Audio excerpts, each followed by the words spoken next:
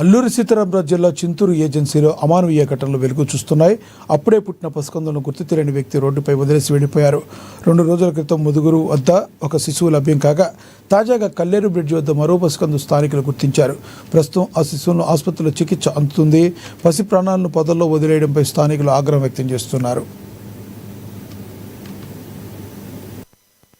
కొద్దిసేపటి క్రితం ఒక బేబీని తీసుకొచ్చారు ఎస్ఎంసీకి. సో ఆ బేబీ ప్రెజెంట్ స్టేటస్ అయితే బేబీ ఫుల్గా ఇన్ఫెక్షన్ ఉంది. అండ్ మన మెయిన్ ఫోకస్ అయితే బేబీకి as early as possible infection control చేసి ఫీడింగ్ ఎర్లీగా స్టార్ట్ చేయడానికి మనం ట్రై చేస్తాము.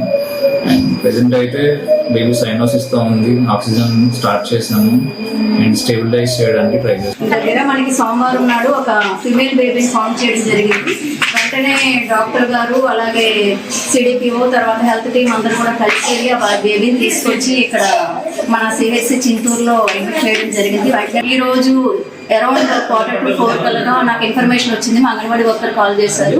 కల్లేరు బ్రిడ్జ్ దగ్గర ఒక బేబీ బాయ్ని అదే మేల్ బాయ్ని ఫైండ్ అవుట్ చేశామని వెంటనే నేను వెళ్ళి ఆ బేబీని తీసుకొచ్చి ఇక్కడ ట్రీట్మెంట్ అనేది డాక్టర్ గారి పర్యవేక్షణలో బేబీ ఉండడం జరిగింది. పీడియాట్రిషియన్ గారు చూస్తున్నారు. పోలవరం జిల్లా ఎటపాక మండలం నెల్లపాక